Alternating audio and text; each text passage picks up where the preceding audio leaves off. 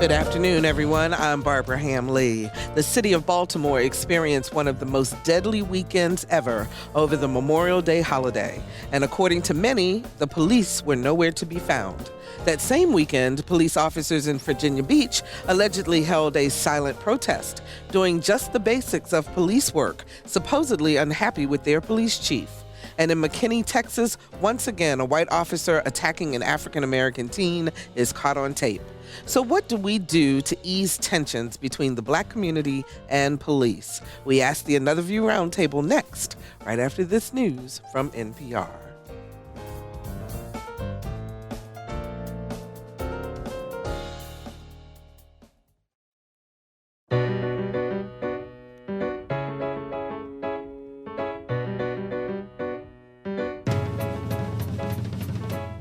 Discussing today's topics from an African-American perspective, this is Another View. Happy Friday, everybody, and welcome to Another View. I'm Barbara Ham-Lee. Just want to give a little shout out to the folks at Hampton Roads chapter of PRSA. That's the Public Relations Society of America. I was the MC yesterday of the Pinnacle Awards, the best in public relations events here in our area, and that was a lot of fun. So thank you so much for inviting me to hang out with you guys yesterday afternoon. Really appreciated it.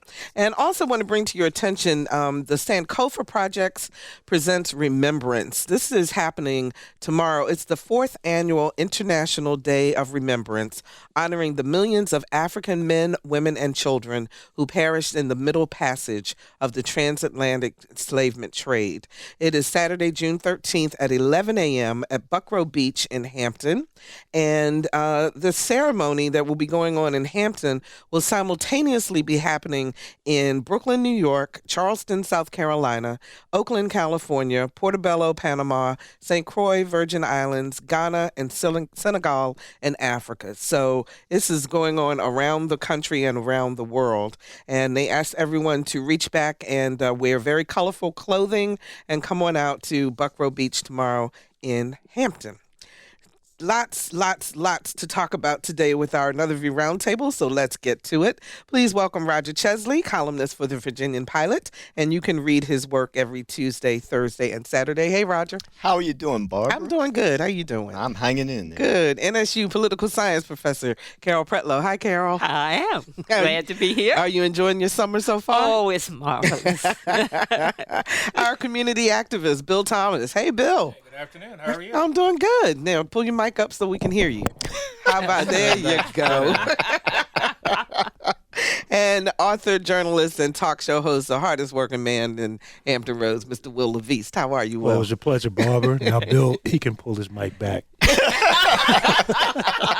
Okay, here we go. Here we go already. Flattery is the most rewarding thing that anyone can ever do. It's all about It is love. love. It's all about love. Only men I love are my sons. Oh, goodness. Well, okay, we're not even going there. Anyway, McKinney, Texas, Officer Eric Casebolt resigned from the McKinney, Texas Police Department and apologized via his attorney about his actions in responding to a pool party ruckus where he was taped slamming a bikini-clad African-American female to the ground and pulling his gun on teens who attempted to help. Should we just let it go now that he resigned? Roger. I don't think you can, and yet again, a cell phone video has brought to light something that many people have said has been happening for years, but oftentimes we doubted the veracity of such claims. We see this person in action. It seemed to me from watching that video a few times that he just worsened the situation when he was on the scene. And you saw the conduct of other officers there that seemed to be no way as out in front, seeming to be aggressive, as Will says, almost daring the individuals there. We're talking about teenagers for the most part who were at this party. We're talking about young people who it seemed were already presumed guilty just because they were there. And it just seemed to be such an over the top. It seemed like it would have been so much easier just to tell people, the party has been shut down, you need to go home or you need to make arrangements. I just couldn't understand what this officer was trying to do. We only have a glimpse of what the cell phone obviously took. Right. We don't know what might have preceded that, but we do know that it didn't seem that the officer's actions were in any way to the level were appropriate for the type of situation. But we subsequently found out, Will, that the incident actually started with two women who were not African American arguing at the pool. Yeah, I don't know I know that some who were involved were not African American. Right. It's been said that there was some racial overtones to the argument. It was a woman who was an adult. There's a video showing that person has also been suspended from their job because of being an adult and engaging young people in that way. And I think what Roger said about the 11 other officers is really telling about the situation as a whole. You had 11 other officers who seemed to have a better handle on how to engage the situation, who understood it, and who are not, based on what we could see in the video, nowhere near as out of control. And I think that we should be focusing more on that and saying that's why this situation is such an aberration and why we need to pay attention to it, because you had 11 other officers on the scene who seemed to understand that we got a situation with a lot of people here. It needs to be brought under control. And they were not rolling around like commandos and pulling out guns. So that says a lot about police work, and there are a lot of police officers, the majority of them, that understand how to do this kind of work. But Carol, he says through his attorney that he had been to 2 suicide attempts during that day, and that he was just kind of on overload. Does that excuse the behavior? No, I don't think it excuses the behavior. First of all, police officers are trained and educated to deal with high tense, high conflict situations, and they know they are given. And I'm not privy to all of the training that they are given, but the whole idea is the marriage of their professional responsibilities with the needs of the community. And so they are educated and trained to deal with tension. Yes, those other situations were high tension, I would imagine, but that does not excuse his conduct. Mm-hmm. So, Bill, I know you have a thing about, you were talking on line about the whole idea of the pool and the community and whether the kids should have been there in the first place. Well, if you're looking for racism and you want to take a man who was obviously out of control and saying you're trained to see somebody blow their brains out with their guns, and then another one, actually one of the gentlemen I think was African American, and then you see another situation like that, is a whole different issue of just saying that may not mean you're trained. You can be trained for everything, but that definitely he was out of control. But where did the problem start? Where did the problem start? The problem started where kids were in a place where they shouldn't have been.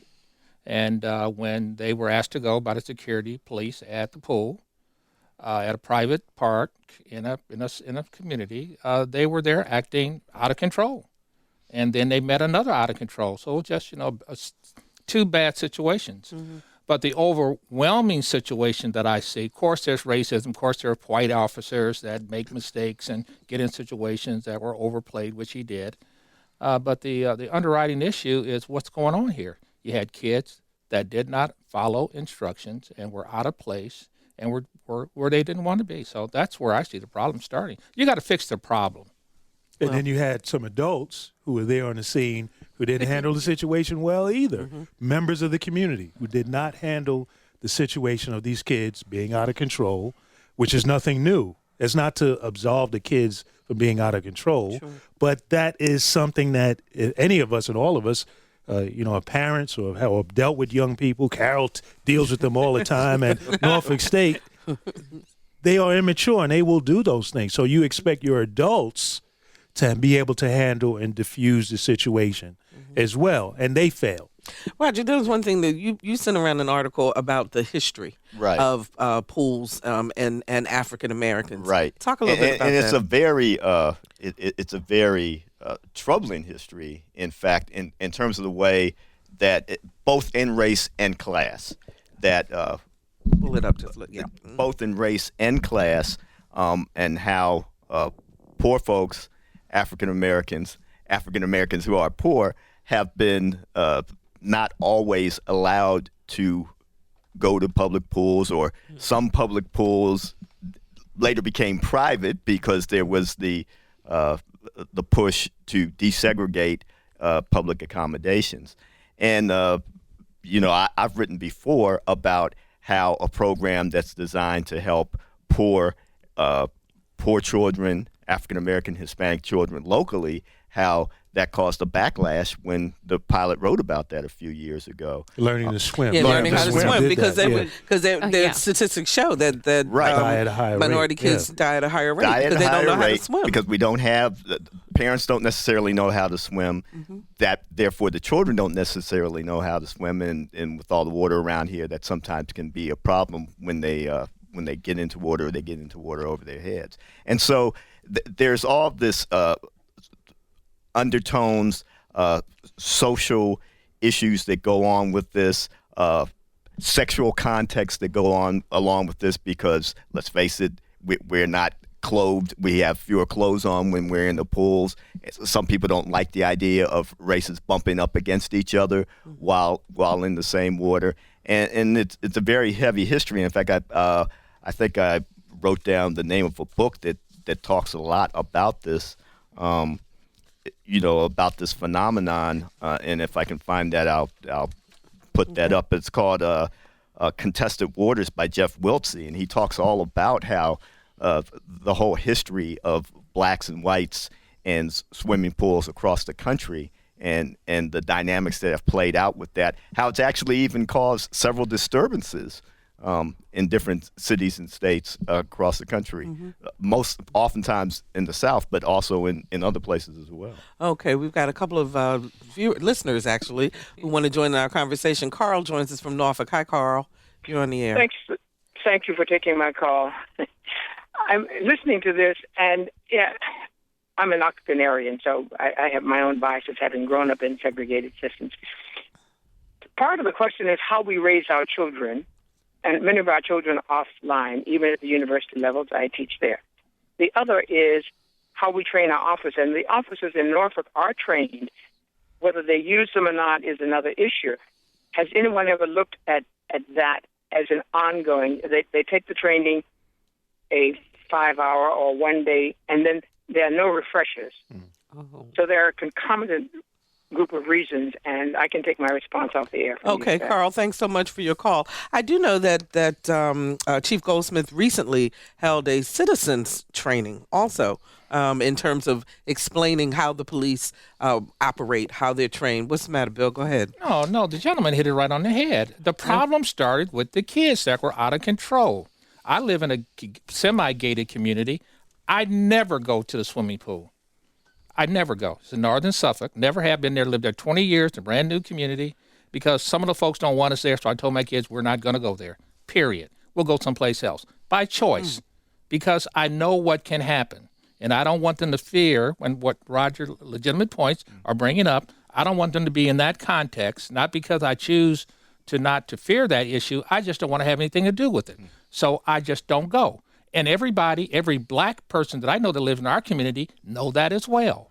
But then if they do go, or if they do go get out in the community, we teach them their behavior that you are going to have guidelines under. So there won't be no issues. There won't be any police coming after you and stuff. So I just believe that we can get to race all day long and talk about it. But the overriding issue that I see in my community 20 years ago, there was no trash on the street. Now, see, people don't want to hear this, but let me tell you.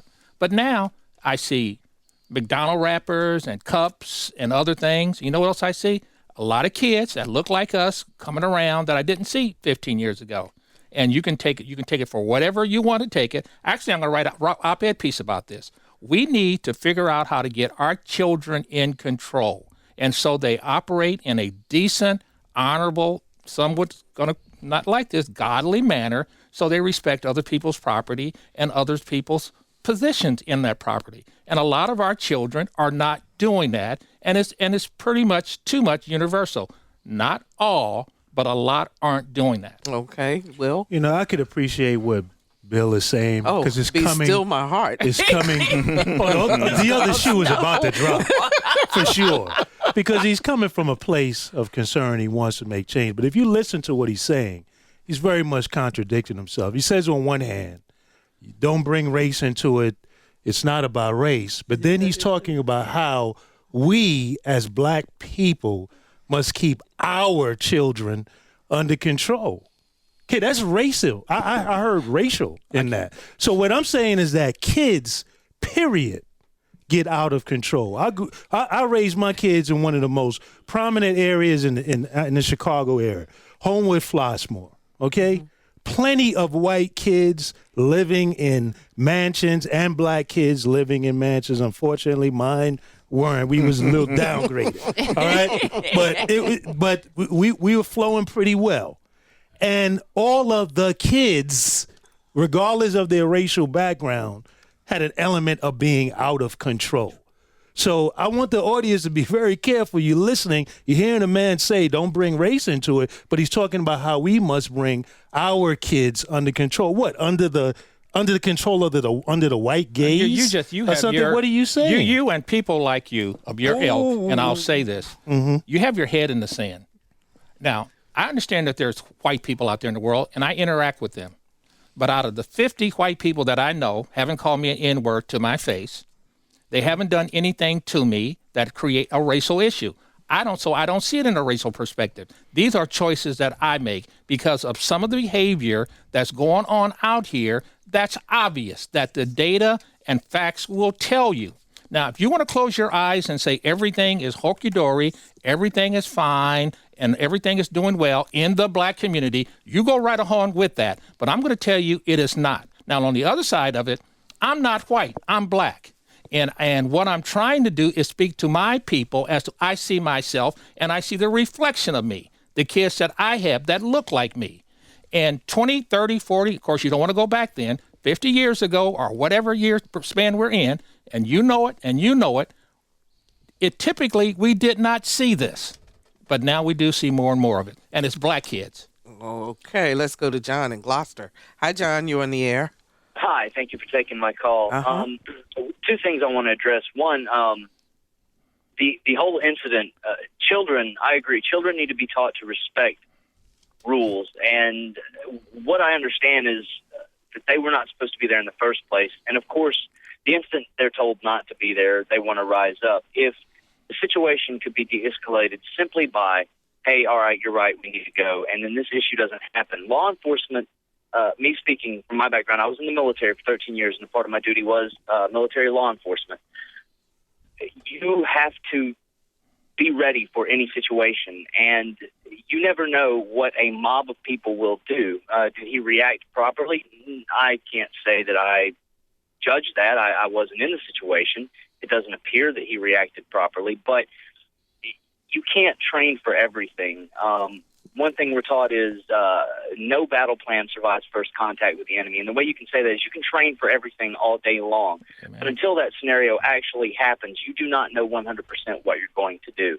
And when you have a multitude of individuals coming at you as just a lone person trying to do your job, you never know what those people are going to do. And then you get what's called a mob mentality. It only takes 2 or 3 people to get 30 or 40 people to become violent. You see it all the time in protests. And so you're operating under fear. Now, I'm not saying he was 100% in the right. Again, I wasn't there. But I agree with Bill. A lot of the youth today are learning that they can act however they want. Amen. And all they have to do is continue to behave this way and then get someone to respond in an aggressive manner, and it winds up on the news. This person comes under investigation, and enough people get together and enough lawyers are hired to say, oh, he shouldn't have done that, despite the fact that those individuals should not have been where they were in the first place and were committing a crime. They were breaking the law, but the officer who's enforcing the law, trying to maintain peace and order, is now in the wrong for doing so. Okay, John, let's let the panel respond. Yeah, Thanks for your call. I just wanted to Go quickly ahead. ask him a question. Okay. Does he believe that a lot of the youth, whether black, white, or Hispanic, are out of control? And does he also believe that if you have a perception of the type of youth or type of person that you're coming on, that it can create a different reaction in how you behave, because we talked about on this show how there was a shootout of biker gangs in Texas, predominantly white, and the police situation and how that was handled and how that was covered was totally different than how a situation of unrest, predominantly black, West Baltimore was handled. So does he believe that all kids, because my disagreement with Bill is that he's only talking about African-American kids Not out of control in the sense of and need to things. be under control. No, I'm saying all kids Need to be under control, and it's not about a black gene. So does he believe that? Nobody believes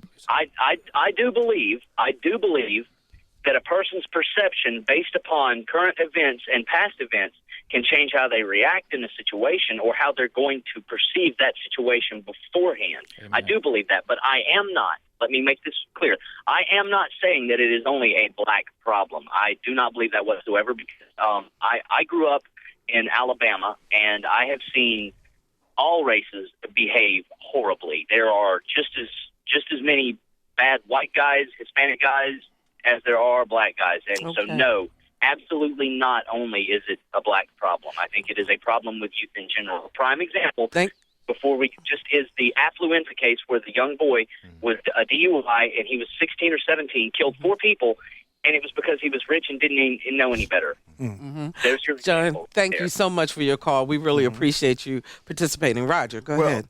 In trying to figure out whether the children should have been there or not, I mean, there's some question as to whether there were enough passes or whether, the people who threw the party apparently did have permission to be there. I don't know that the children broke any laws by being there. Maybe there were some rules that they did not abide by. But certainly you get to the point where, why was this young lady who was just clad in a bikini, if she said something to the officer, well, maybe she shouldn't have said it, but does that mean that the officer should have put her on the ground, put both of his knees on her? The other young men who ran up to her when the officer pulled out his gun, maybe the officer did fear for his safety at that point, but they were responding because they wanted the officer to get his knees off the young lady's back. She was not a threat to him. And, and it is those situations that I think worsen the relationships between police officers and the greater community. And, I'm going to put it out there, and I've seen this online as well. Do you think a white young girl in that same situation would have been treated by the officer in the same way? I do not think so. I just don't believe that it would have happened that way. Carol, I'll give you the last word on this. We're going to move on to the next and topic. I think Roger makes a good point, because obviously all I saw was on the video, and my response was, this is a child. This is a young woman. Why is there not a better way of handling this young woman who did not appear from the video to be a threat to him? And did not his actions in that particular situation escalate because here were some other people who were coming to her defense? Okay, if you're just joining us, we're talking about current events with the Another View Roundtable. Virginian-Pilot columnist Roger Chesley, NSU political science professor Carol Pretlow, community activist Bill Thomas, and journalist, author, and talk show host Wil LaVeist. Okay, Baltimore City experienced the most violent weekend ever over the Memorial Day holiday, with 32 shootings and 9 homicides. And according to at least one officer, quote, after the protests, it seems like the citizens would appreciate a lack of police presence, and that's exactly what they are getting. Police feel they have not been supported in light of the indictments of 6 officers in the killing of Freddie Gray. In Virginia Beach, according to Wavy TV, 10 officers over the same weekend limited themselves to the basics, responding to calls, but no proactive policing. Allegedly a silent protest against Chief Jim Severa after officers were put on administrative leave after what they called proactive policing. So the question is it okay for police to stop doing their jobs because they're mad, Bill? The first person that was stopped in that other case was a white girl, and she was handcuffed. But who was committing the crimes in Baltimore in this particular weekend? What race? It was in that neighborhood, in the same neighborhood. So it was African Americans. Okay. Yeah. Okay. Well, what I'm trying to say, what I'm trying to make a distinction between is the way we were, black people were. I'm not trying to say we're this or that or the other. I'm just trying to say this didn't happen before that I understand. But even if you look at that, all of those incidents and murders and all this disruption, where is the response to that? Where is the Al Sharptons? Where is the Urban League? Or where are all the people, the mayor? Where is she? Where's leadership in our community? And saying that you don't have to call police if you don't have crime. So this is something that's solvable. I mean, there's no need for the police if we understood the tragedy that this young man lost his life for whatever reason in Baltimore that appears to be getting judicial review in an accurate way by a very aggressive prosecutor. Why don't we let that take its way? But instead of that happening, we see that now that order has been dismissed and order and law and the police are not respected, as the mayor has given the community the aspect of thinking it's that way. It's just lawlessness now. And I've just never seen, it makes me almost want to cry when you see this. And it's not happy. You know, you say, well, they're poor white trash and poor white folks. That is true. But I don't see this happening in West Virginia. I don't see this happening in some concentrated areas in Norfolk or in white communities in Newport News. You mean lawlessness? Yes, at this extent, where you are even in Baltimore, where the NAACP is not even in the inner city anymore. It's all the way out there in the suburbs of Baltimore now. What I'm saying is the fact that the disrespect for authority by our young people and now by some older folks that are our color is in such a outrageous, uncontrollable mode that it is just now part of our culture. And that is what's disturbing to me. Well, I've said, and Roger and I, and Barbara, you as well, are in media. We've tried to explain that the media disproportionately reports on crimes involving black and brown people and poor people than other groups. So one of the reasons why you're not hearing about it as much, I'm trying to talk slowly and deliberately, is because it is not often covered at the higher level in other communities. I tried to share with you that in many of the white communities, people are catching hell with issues such as heroin, such as all types of other drugs and violence. And white-on-white crime is a serious, serious problem because, as Rogers pointed out in his show other times, that most crimes happen within groups. So if you look at the crime rates, which the FBI takes, which when the biker thing went down, the FBI would say, these guys are serious. We've been tracking them. They're this such and they're organized crime. Yeah. That's what they said they were. What they were saying is to the media, and Roger and I know, and you know, Barbara, we studied journalism, we were trained, 1968, Kerner Commission report, talked about how the media had failed to report accurately on what is going on in our society. So when you don't hear as much about these things, it's not that it's not happening. It's not that we have a monopoly on it. It is because that is one of the reasons. It's not that it's not going on. I'm telling you, there is drug use going on in your Harbor View neighborhood. It is happening. And you know what? And the cops know that it's happening. It is going on in your neighborhood. Point. In Barbara's I just answered your question. In this specific example, Okay, no, you didn't. Hold on. You went all around it. In Barbara's specific example, in Baltimore, Maryland, how many people died that weekend? The Memorial Day. It was 9 homicides and 32 shootings. In what community were there the same number in a white community during that Memorial Day weekend? That was in the city. That was the And number. the city is majority black. Right. Okay, And I'm the city is getting to majority my black. point. Yeah. I'm getting to my point. Then they did. The journalists did report the news. You had all of this murder and mayhem happening, black people on black people in Baltimore on the Memorial Day weekend, holiday weekend, period. But here's the thing, Roger. Let me throw this to you then.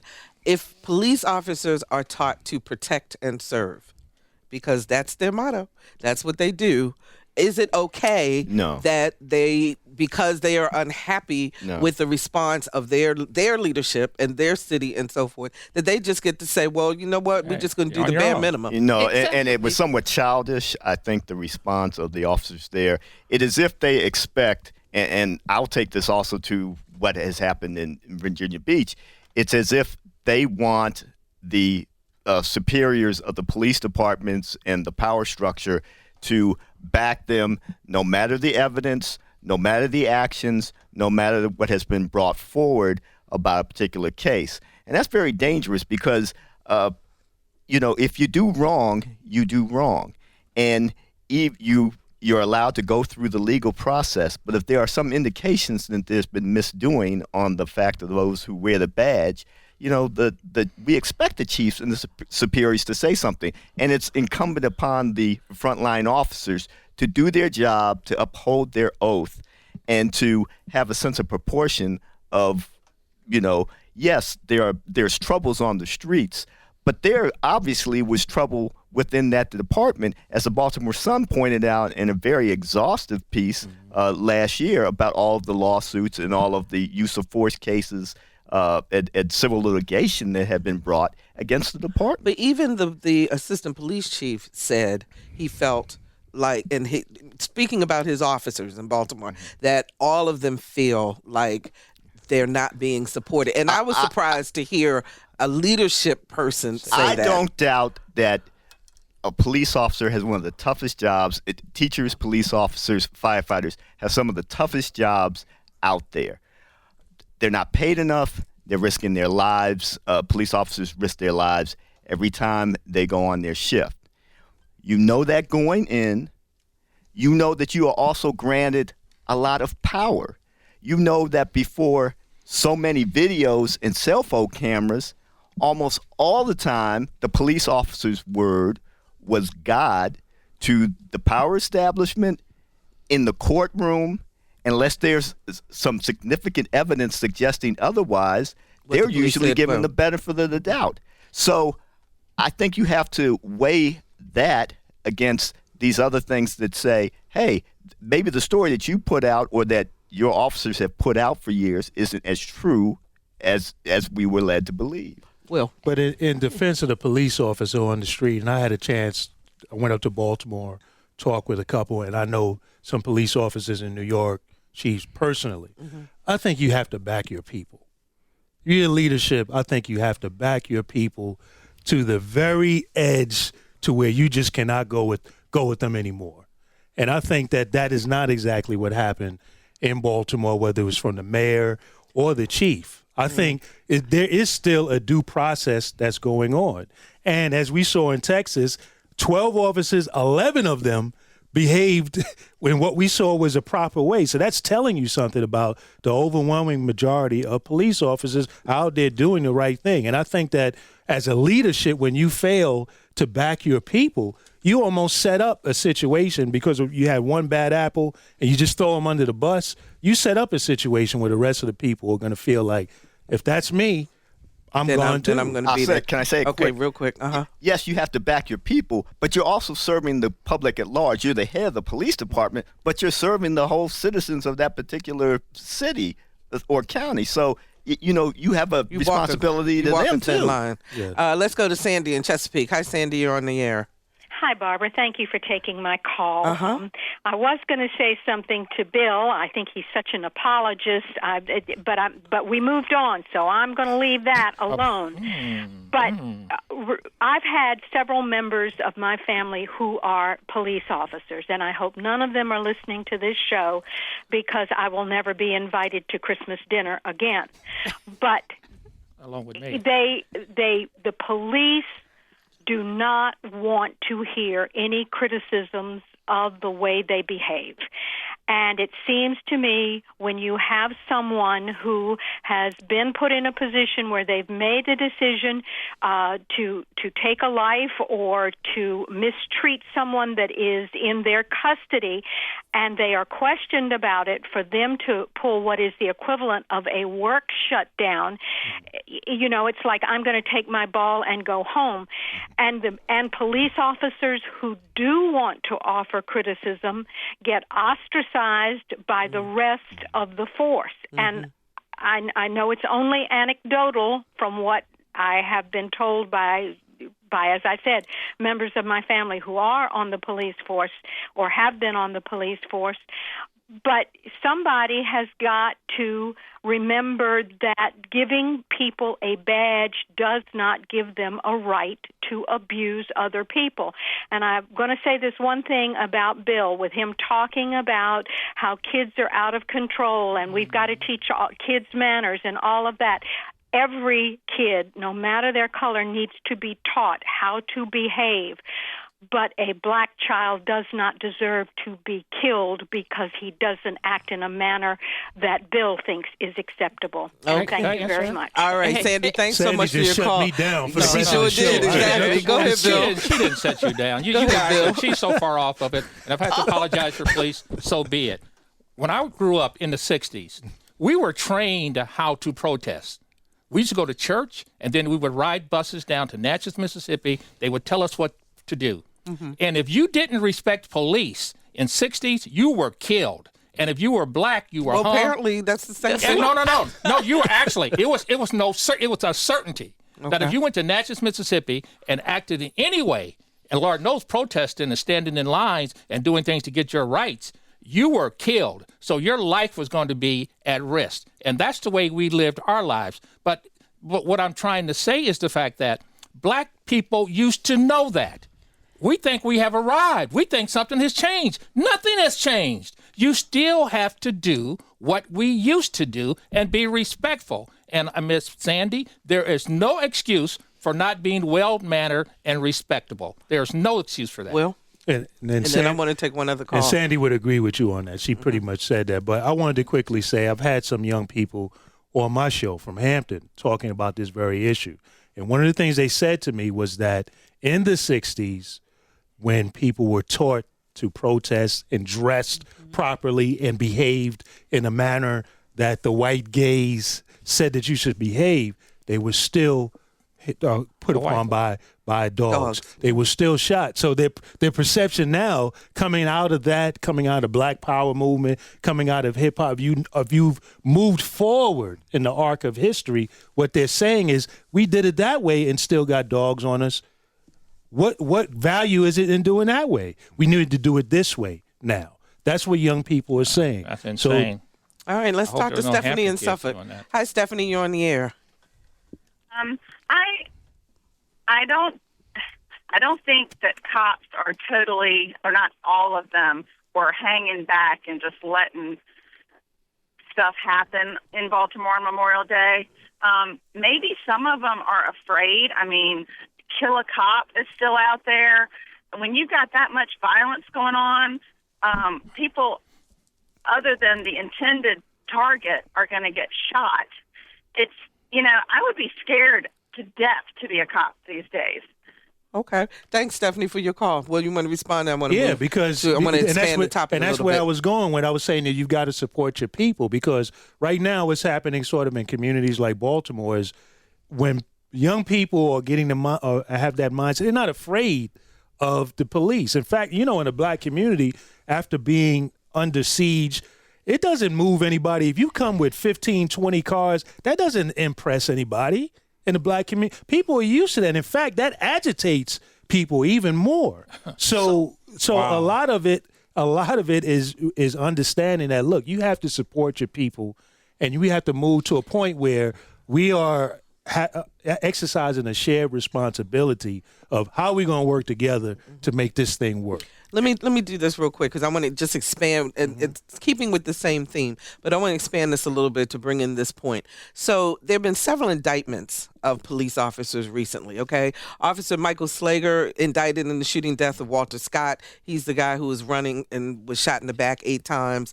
In Ohio, a judge found probable cause exists that the 2 officers involved in the shooting death of 12-year-old Tamir Rice should be charged. He has no power to make the charges. It's up to the district attorney, so we're still waiting for that. In Norfolk, Officer Michael Carlton Eddington Jr. has been charged by the grand jury with voluntary manslaughter and the death of David Latham. He had a mental health issue and was shot on his front porch. Not to mention the officers in Baltimore indicted for killing Freddie Gray. But all these officers have been charged. But if you look at the history, nobody's serving any time, and few are serving time or are being punished in some way for their actions. So is it, we're swift to bring a charge, but then because we know on the other side it's just going to go away? Or are we not bringing enough information forward to make the indictments? I think more attention is being given to cases like this, and more more scrutiny is being given to these cases. So maybe you will have convictions in some of these cases. Very tough once you get to if you do get to the courtroom, it's very tough to convict officers in shooting deaths or other types of deaths. In the Eric Garner case, that officer was let go in Ferguson. And I just think the tragedy that we're seeing that with this mentally ill young man, I think it's tragic in so many ways. It was tragic for the family, obviously tragic for the young man who lost his life. But certainly, I mean, we put police officers in the middle of a lot of these domestic situations. Mm-hmm. And if they don't have the proper training to deal with somebody who is mentally ill, who might not understand, comprehend the commands that are being given to them. I mean, it was the family that called police because the family was having trouble dealing with the young man who had a history of mental problems. And again, it's a tough call for the family to make, but it's also tough for the police officers once they arrive on the scene in trying to assess and deal with this. And apparently this officer who has now been charged had not been somebody who had gone to the house, or at least the mother had said she didn't recognize this particular Carol. officer. As I hear both sides of this argument, I also think that perhaps the only solution to this is for police officers to be retrained, not only in terms of their goals and objectives, but in terms of the community itself. And so it can't be an us versus them or them versus us. It means that, okay, in an ideal situation, you just go in and enforce the law. This is not an ideal situation because it's not. Maybe administratively there needs to be some retraining and some relooking and re-educating these people, these police officers to deal with the community and to kind of look at their conduct in the context of a contemporary situation and not would have. Oh, that would help. Woulda, coulda, shoulda. And we need some training for us too when we bump up against police officers. Because as I've said this before, I want people to survive their encounters with police officers. So what are you supposed to say? You don't have to say yes, ma'am, no, ma'am, or something like that. You don't have to be a step and fetch it, but you can use some sense of decorum, some sense of, respect is earned from police, but you don't have to be antagonistic in these relationships with cops. And you're not going to get justice right there on the street. So take down the officer's badge number if you feel that's necessary. Answer the questions, and try to get on from it so that you survive this particular encounter. I think Geraldine may agree with you. Hi, Geraldine. You're on the air. Hi. Great conversation. Thank you. My son is at Blair, and they had a community event. They did the Clipper Classic. It's a run. It's just like scream, get your energy out kind of thing. It's one of those days. Everyone should have seen the police interacting with our community. They were fantastic. They were encouraging the kids. I can't say enough good. And I wondered how many people walked away with this kind of good feeling that I had. Wow, this was really a successful event. The police were a good part of it. You can't paint all police with the same brush. I guess that's my point. I appreciate that, Geraldine. Go ahead. And it's a great point. It goes back to sort of what we talked about with media and what's getting reported. I remember seeing something on social media posted showing police in New York, it may have been in Harlem, playing ball in a park with kids. Somebody posted that and said, this is what we need. This is how it should go down. And we don't see that. Right, we don't see that. And when you hear policemen talking about how community policing has made a positive impact and how we moved away from that. And so that's a big part of the solution. Roger. And I know some people might consider myself a cheerleader for Chief Goldsmith, but I know some of the steps he's tried to take to try to broaden ties between the community and the department, having small-scale barbecues with different community groups Newport around News the city. is doing the thing called the chat and coffee and chat, or exactly. They got a cute little phrase for it. But they had a basketball tournament not that long ago that paired police officers and young men on teams together. So he is trying to do little by little. Now, sometimes that doesn't give you a whole lot of publicity, but it's a start. It's a good start at trying to broaden the ties, trying to demystify the roles of officers, and also to get the greater public to know who some of these individuals are. All right, let me move on to Portsmouth. There's a petition afloat to recall Mayor Kenny Wright. Efforts being led by Bob Marcus, owner of Bob's Gun Shop in Norfolk, and the person who led the recall effort of Mayor Holly. They say it's not about race, it's about incompetence. Who wants to respond? Should it happen? Roger, you wrote a great I wrote a column about it. I think it's wrong. I think it's a misguided effort. He only has 16 more months in. There's certainly been no suggestion that he's broken the law, that there's been any misfeasance or malfeasance on the mayor's part. Some people don't like his style. Some people question his leadership. And I think all that is fine. But he was duly elected twice. And the irony is that he became mayor in the first place after his predecessor was recalled, the now late Jim Holly. So I think that is a very blunt tool that should only be used in the rarest of circumstances. I don't think this is one. The city has enough problems, and it's going to be seen very much as a white populace for the most part, trying to get rid of a mayor who's black in a black majority city. And I think this is it's a very destructive effort. And it's costly. I mean, having to do elections like these are costly, and it also speaks to or sends the signal to your potential business investors that there's instability. You have instability at your leadership level. Who wants to come and invest in your city? So it has long-term effects. You know, this is going to take, you said, 16 months or whatever. You may have that come into play, but then it's still going to have long-term effects going forward. So, I mean, the city council has a racial divide. Yes. The neighborhoods in Portsmouth have very clear racial divide in terms of where people live. I mean, what's going on in Portsmouth? It's a very troubling time. Some of it is structural and what its tax base is. Some of it in terms of the poverty of many, especially among the school system, the children who are in the school system, a lot of poverty there. So, yes, it has great challenges. I don't think that this is the type of thing that helps that overall situation. And I know there are people who have been angry with the mayor's leadership, don't feel like that he's doing enough of the right things for that city. But it's one thing to be angry at him, and it's quite another thing to try to get rid of him before his term is up. Okay, we got about 4 minutes left, a little less than that. So I want to say Happy Father's Day to our dads who are sitting here. Thank you. And I want to get a sense from you guys as to what makes a good daddy. What's a good daddy, Will?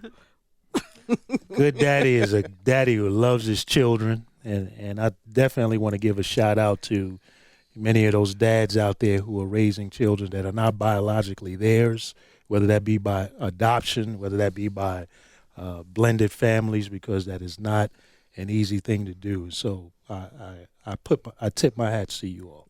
Bill, what's a good daddy? One who's with their families, one who will stand with their kids, one who respects the mother of their babies and respect the woman who birthed those child in until whatever comes what may. Stick in there however you can to make sure that those kids see an example. I never, in 18 years of living in my house, saw my parents say one unkind word to each other. Never saw them take a drink, never saw them do anything. I'm sure they were doing things, but that was the example that I saw, and we see not as many as more. I saw him opening her door in every case, even with his cane. I saw him kissing her at night before they went into their bedroom, just to make an example of things. And I just think you don't need money, you don't need wealth, you don't need anything. But one of the things that I don't see enough of, even in these examples we're seeing, is fathers out there saying, hey, for better or worse, this is where we need to go. And to their loving wives and women that they have birthed these kids, show them some decency, love, and respect. I just think we just have to get back to that. Okay, Roger.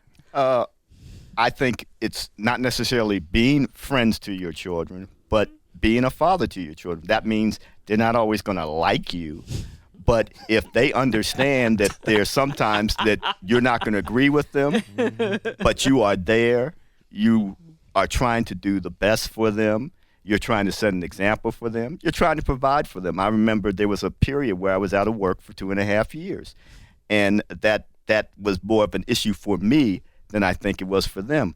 But I got to spend more time with them when I was out of work too. And I think that was important. I don't think, a lot of our men, not necessarily with the mother of their children, but please stay involved in your children's lives. Yeah. They do need you. And that's the main thing. I mean, you want to evolve. You want your children to evolve. You want them to be at a better place than you are. And it's important for you to be there. Carol, from a daughter's perspective, what makes a good dad? Well, my dad was my role model, my mentor, my friend, but he was also a strict disciplinarian. And some of the things that he did, I didn't understand at the time. Even though he tried to explain them to me, I didn't understand. So now I think that when I think of great fathers, I think of all of that, but I think also of a community of men who were my fathers. Okay, expand on that a little bit. There were men who were not biologically related to me, but if they saw me doing something wrong, they said, Carol Pretlow, you turn around. And if one time, one young man who was a World War II vet was an alcoholic, and I said something kind of nasty and smart, and my dad said, go back and apologize. And I said, but he's just a drunk. And he said, no, that's not your issue. Your issue is respect. Amen. And so that's the message that I like to see, and I like to see it expanded. And I'm a good father in search. I'm still searching. Oh, come on. I'm a good father. No, he wants to raise some of those other children we were talking about, Will. Happy Father's Day to the dads. I appreciate it very, very much. And I can't believe it, but that's it for this edition of the Another View Roundtable. If you enjoyed today's program and you want to hear it again, please visit our website, anotherviewradio.org, and download the podcast. Also, sign up for our eView newsletter, a once-a-week reminder of upcoming shows, and send us a love note on Facebook. We sure would appreciate it. Next week, we talk with Yolanda Galt Cavanis, author of Child Please, or in the vernacular, Child Please. Yolanda tells us why she believes old school parenting needs to make a comeback. I need to be there. When is that program? Is she next Friday? Is she single? No, she is not single. She is married and she has children. Sorry, Bill. So sorry, Bill, but tune in anyway. Our theme music was composed and performed by Jay Sennett. Lisa Godley is our show producer. Victor Bowen is our audio engineer. And I'm trying to see Kamaria Mason, I believe, answered our phones. I'm Barbara Hamley. Make it a wonderful weekend, everyone. And let's get together again next Friday at noon for Another View.